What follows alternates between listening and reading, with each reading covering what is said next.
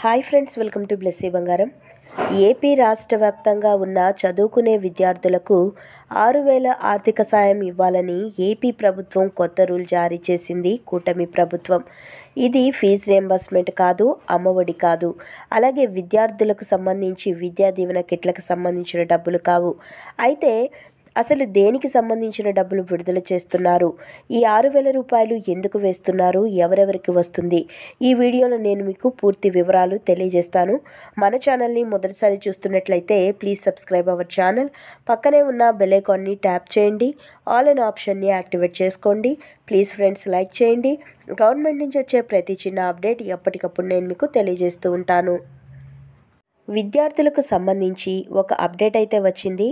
ఒకసారి వివరాలు చూద్దాం. తమ నివాసాలకు దూరంగా ఉన్న గవర్నమెంట్ పాఠశాలల్లో చదువుతున్న విద్యార్థులకు ట్రావెల్ ఎలివెన్స్ కోసం 13.53 కోట్లు విడుదల చేస్తూ సర్వశిక్ష అభియాన్ ఉత్తర్వులు ఇచ్చింది. దీంతో రాష్ట్రంలోని 22,550 మంది విద్యార్థులకు లబ్ధి చేకూరబోతుంది. ఒక్కొక్క విద్యార్థికి 6,000 రూపాయల చొప్పున ఆర్థిక సాయం కింద అందిస్తుంది. విద్యార్థులకు చట్ట ప్రకారం కిలోమీటర్ దూరంలో ఉన్న ప్రాథమిక, 3 కిలోమీటర్ల దూరంలో ఉన్నటువంటి ప్రాథమిక ఉన్నత, 5 కిలోమీటర్ల దూరంలో ఉన్నటువంటి ఉన్నత పాఠశాలలు ఉండాలి, లేదంటే ట్రావెల్ ఎలివెన్స్ చెల్లించాలి. దీనికోసమే ఇప్పుడు సర్వశిక్ష అభియాన్ పేరుతో కూటమి ప్రభుత్వం 13.53 కోట్లు కేటాయిస్తూ ప్రతి ఒక్క విద్యార్థికి 6,000 రూపాయల చొప్పున చెల్లించాలని ప్రభుత్వం ఉత్తర్వులు జారీ చేసింది.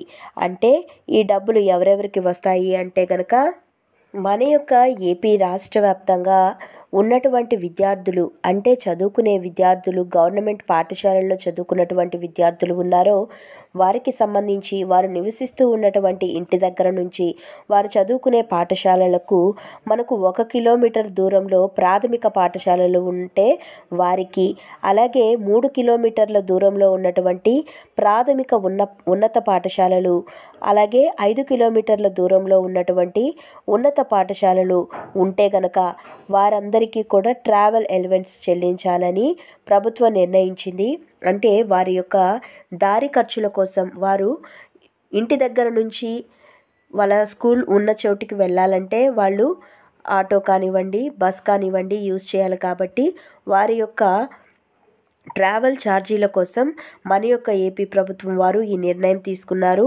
ఎవరైతే పాఠశాలల్లో, ప్రాథమిక పాఠశాలల్లో చదువుకునేటువంటి విద్యార్థులు ఉంటారో వారికి, అలాగే ఉన్నత పాఠశాలలు చదువుకునే విద్యార్థులకు, ప్రాథమిక ఉన్నత పాఠశాలలో చదువుకునే విద్యార్థులకు మన యొక్క ప్రభుత్వం వారు దూరం ఉన్నటువంటి విద్యార్థులకు డబ్బులు చెల్లించాలని నిర్ణయం తీసుకున్నారు.